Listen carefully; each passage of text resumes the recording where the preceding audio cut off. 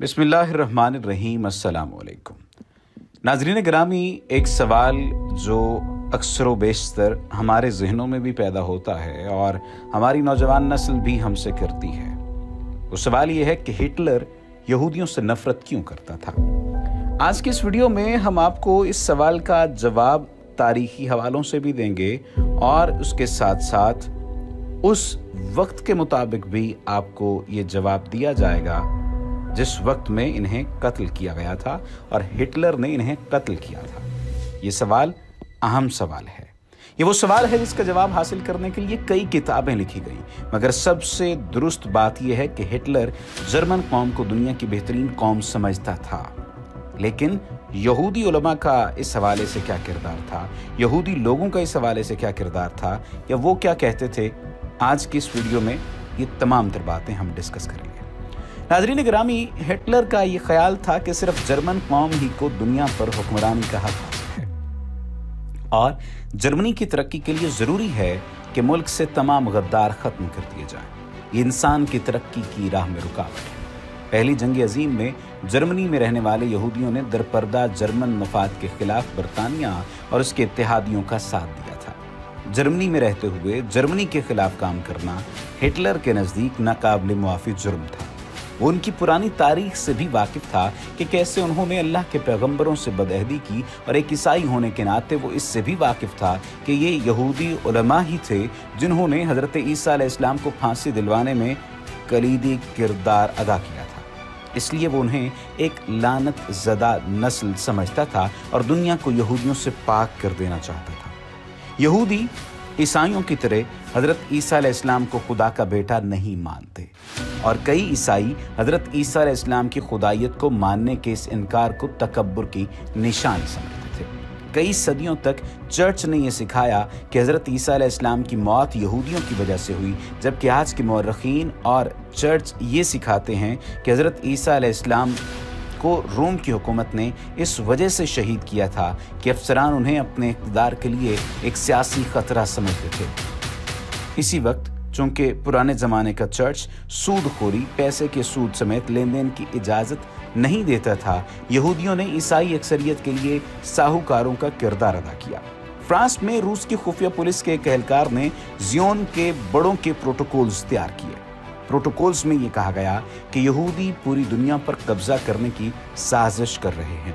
इन दस्तावेज़ात में आलमी यहूदी लीडरों की एक मीटिंग के मिनट्स शामिल थे, जिसमें उन्होंने पूरी दुनिया पर काबिज होने के मंसूबों को हतमी शक्ल दी और उनमें ये वाज़ेह था कि यहूदी खुफिया तंजीमों और एजेंसियों के ज़रिए सियासी जमातों, मईशत, अखबारात और अवामी राय को कंट्रोल करना और अपने मकासद के लिए इस्तेमाल करना चाहते थे।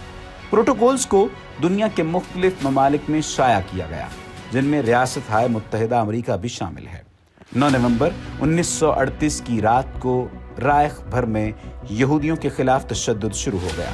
बज़ाहिर ये किसी मंसूबे के तहत नहीं हुआ था, ये एक यहूदी के हाथों पेरिस में एक जर्मन अफसर के कत्ल पर जर्मनों के गुस्से का नतीजा था। 2 दिनों में 250 से ज़ायद यहूदी इबादतगाहें जला दी गईं। 7,000 से ज़ायद यहूदी कारोबारों में लूट मार की गई और उन्हें तबाह कर दिया गया। दर्जनों यहूदियों को मार दिया गया और यहूदी कब्रिस्तानों, अस्पतालों, स्कूलों और घरों को लूटा गया, जबकि पुलिस और फायर ब्रिगेड की गाड़ियां देखती ही रहीं। सड़क पर बिखरे हुए दुकानों की खिड़कियों के शीशों और खिड़कियों की वजह से इन प्रोग्रामों को क्रिस्टल नाख्त यानी टूटे हुए शीशों की रात कहा जाने लगा। प्रोग्रामों की बाद की सुबह जर्मनी के 30,000 यहूदी मर्दों को यहूदी होने के जुर्म में गिरफ्तार करके हिरासती कैंपों में भेजा गया, जहां उनमें से सैकड़ों अफराद खत्म हो गए। कुछ यहूदी औरतों को भी गिरफ्तार करके मकामी कैद खानों में भेज दिया गया। यहूदियों के कारोबारों को उस वक्त तक दोबारा खोलने की इजाज़त नहीं दी गई जब तक उनका इंतज़ाम गैर यहूदियों के हाथों में न दिया गया हो। यहूदियों पर कर्फ्यू लगा दिए गए, जिनकी वजह से उनके घरों से निकलने के औकात महदूद हो गए। टूटे हुए शीशों की रात के बाद जर्मन और ऑस्ट्रियन यहूदी बच्चों और नौजवानों की ज़िंदगी और भी मुश्किल हो गई। उन पर पहले ही अजायब घरों, अवामी पार्कों और तैराकी के पोलों में दाखिले पर पाबंदी लगा दी गई थी। अब उन्हें सरकारी स्कूलों से भी खारिज कर दिया गया। अपने वालिदैन की तरह यहूदी नौजवानों को भी जर्मनी में मुकम्मल तौर पर अलहदगी का सामना करना पड़ा। मायूसी में कई यहूदियों ने खुदकुशी कर ली। ज़्यादातर ख़ानदानों ने भाग जाने की भी भरपूर कोशिशें की। 17,000 के करीब पॉलिश यहूदियों को जर्मनी से निकाल दिया गया। ये सब उनकी जर्मनी के खिलाफ साजिशों और पुरतशद्दुद हमलों में मुलव्विस होने के बाद किया जा रहा था। 7 नवंबर 1938 पेरिस में जर्मन सफारतकार को गोली मार कर हलाक कर दिया गया।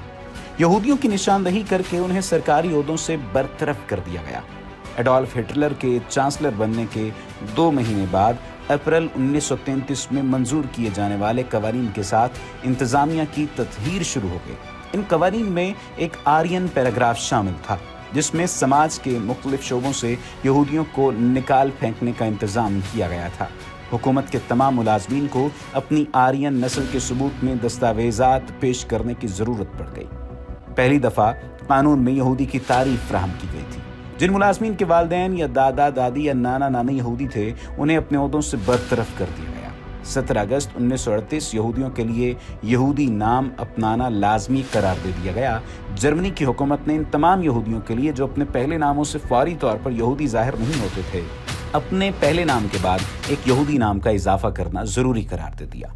मर्दों को इसराइल और औरतों को सारा का नाम दिया गया।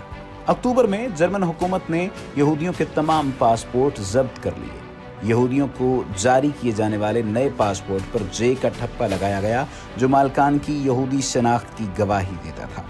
19 सितंबर 1941 जर्मनी में यहूदियों की शनाख्त के लिए बैज मुतारिफ करवाया गया। 6 साल की उम्र से ज़ायद यहूदियों को तमाम औकात अपने कपड़ों पर एक पीले रंग का 6 नुक्तों वाला सितारा पहनना ज़रूरी ठहराया गया, जिस पर काले हरफों में ज्यूड लिखा गया था, जो जर्मन जुबान में यहूदी का लफ्ज़ था। अब जर्मनी में यहूदियों को देखकर ही पहचाना जा सकता था। अक्टूबर में यहूदियों की जर्मनी से बाकायदा जिलावतनी शुरू हो गई। मार्च 1942 से यहूदियों के लिए अपनी रिहाइश गाहों पर भी सितारे की अलामत की नुमाइश करना ज़रूरी हो गया। यहूदियों की ये नस्ल कुशी होलोकास्ट कहलाती है। होलोकास्ट एक लफ्ज़ है जिसके इस्तेमाल पर भी पाबंदी है। दुनिया के 13 ममालिक ऐसे हैं जिनमें अगर आप ये लफ्ज़ बोलते या इस्तेमाल करते हैं या अपनी किसी तहरीर में लिखते हैं तो 3 से 10 साल की सज़ा आपको हो सकती है। अगर आप सोशल मीडिया पर इस लफ्ज़ का इस्तेमाल करते हैं तो आपका अकाउंट ब्लॉक कर दिया जाएगा। यहूदियों ने इस लफ्ज़ का बड़ा नाजायज़ फ़ायदा उठाया, मजलूम बने और इस नस्ल कुशी का इतना चर्चा किया कि सारी दुनिया, यहाँ तक कि जर्मन भी यहूदियों से मिलकर आज तक आंसू बहाते हैं। नस्ल कुशी जिस कौम की भी हो, वहाँ गाना सुनते सुनते तो किसी की मौत नहीं आ जाती। इंसानी हुकूक की संगीन खिलाफ वर्जियाँ होती हैं, चीखो पुकार, बच्चों के सामने माँ बाप का कत्ल और माँ बाप के सामने बच्चों का कत्ल, भाइयों के सामने बहनों की इस्मत दरी, बिल्कुल वैसे जैसे साबरा और शतीला के कैंपस में मुसलमानों की गई। मगर मुसलमानों के खून को यहूदी कैचअप ज़दा मज़ेदार बच्चे कहते हैं, जबकि अपने बच्चों पर आंसू बहाते हैं। कहा जाता है कि जब यहूदी पनाहगज़ीन बनाकर फ़लस्तीन में भेजे गए तो पूरी दुनिया की जेलों से सफ़ाक कातिल और जहनी मरीज ढूंढ ढूंढ कर फ़लस्तीन भेजे गए। इन लोगों में इंसानियत नाम की नहीं थी। खून को जूस कहते और इंसानी गोश्त को पोर्क का नाम देते थे। ये इस हद तक सफ़ाक थे कि इन्हें ही इसराइल की फ़ौज में आला अफसरान बनाकर भेजा गया।